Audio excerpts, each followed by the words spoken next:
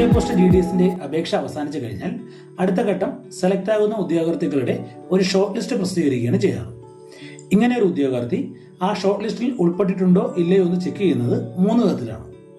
ആദ്യത്തേത് അവർ കൊടുത്തിരിക്കുന്ന മൊബൈൽ നമ്പറിൽ SMS വരും. 2 കൊടുത്തിരിക്കുന്ന ഇമെയിലായി നോട്ടിഫിക്കേഷൻ വരും.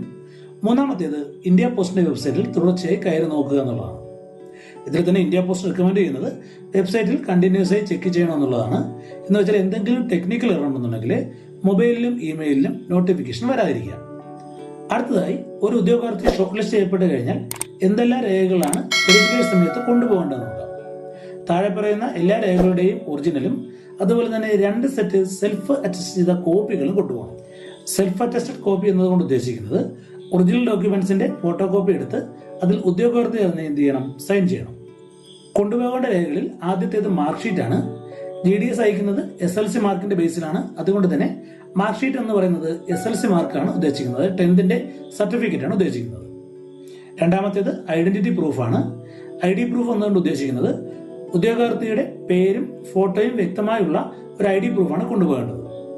3-മത്തേത് കാസ്റ്റ് സർട്ടിഫിക്കറ്റ് ആണ്. ഇത് OBC ആണെന്നുണ്ടെങ്കിൽ നോൺ ക്രിമിനൽ സർട്ടിഫിക്കറ്റും, SC/ST-കാരാണെങ്കിൽ കമ്മ്യൂണിറ്റി സർട്ടിഫിക്കറ്റും, അതല്ല ജനറൽ EWS വെച്ച് അയച്ചവരാണെങ്കിൽ EWS സർട്ടിഫിക്കറ്റും ഹാജരാക്കണം. EWS ഹാജരാക്കുമ്പോൾ പ്രത്യേകം ശ്രദ്ധിക്കേണ്ടത് തഹസിൽദാറിൽ നിന്ന് വാങ്ങിച്ച EWS സർട്ടിഫിക്കറ്റ് മാത്രമേ ഇന്ത്യ പോസ്റ്റ് GDSന് പരിഗണിക്കുകയുള്ളൂ. വില്ലേജ് ഓഫീസർ നൽകിയ EWS സർട്ടിഫിക്കറ്റുകൾ ഇന്ത്യ പോസ്റ്റ് GDSന് പരിഗണിക്കുന്നതല്ല.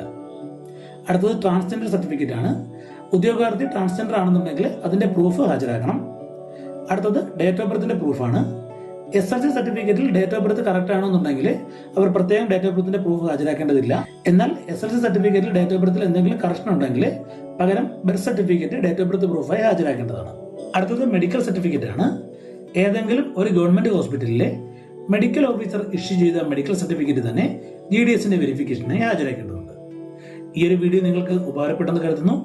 മറ്റൊരു വീഡിയോയുമായി നമുക്ക് വീണ്ടും കാണാം.